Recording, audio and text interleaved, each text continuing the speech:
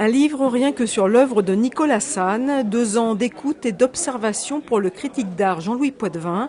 Une géométrie incidente, le titre de ce livre pour retracer le travail si particulier du sculpteur qui modèle l'acier comme personne auparavant.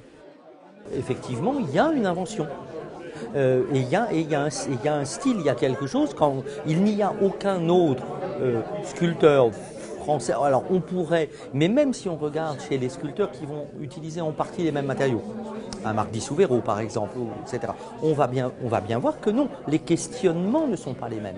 Il a posé une véritable question, jusqu'où peut-on aller dans l'équilibre dès lors que l'on met en jeu des forces incommensurables avec cet équilibre. Je veux simplement aller jusqu'au bout de ce que je peux faire aujourd'hui. Et demain, je peux aller encore plus loin parce qu'il sera demain. J'aime cette idée de se donner pleinement dans ce qu'on fait. Parce que c'est comme ça que je conçois les choses et mon existence. Parce qu'à un moment donné, j'ai bien compris que je pouvais être aussi à la limite de ma propre vie. Nicolas Sane travaille seul dans son atelier saint-quentinois. Il dessine, il calcule, il expérimente, il monte et il regarde. Lui, le natif de Rodez, né de parents agriculteurs, reproduit sur l'acier les sillons de son enfance. Venant de la terre, j'ai besoin d'avoir ce contact direct avec la matière. Et c'est aussi une réponse pourquoi je fais la sculpture. Ce qui lie mon travail depuis le début, c'est la ligne.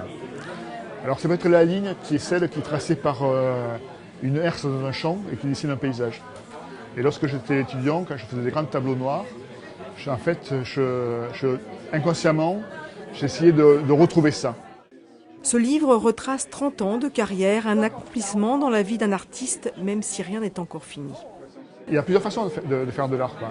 Il y a des gens qui travaillent de manière spontanée ou impulsive. Moi, je pense qu'une véritable œuvre d'art, elle se passe dans le temps, dans la durée de notre temps. Et pour cela, et pour faire de l'art, en fait, avant tout, il faut se comprendre. Je ne sais pas ce que le temps me réserve d'espace pour travailler, mais en tout cas, chaque minute est consacrée à travailler.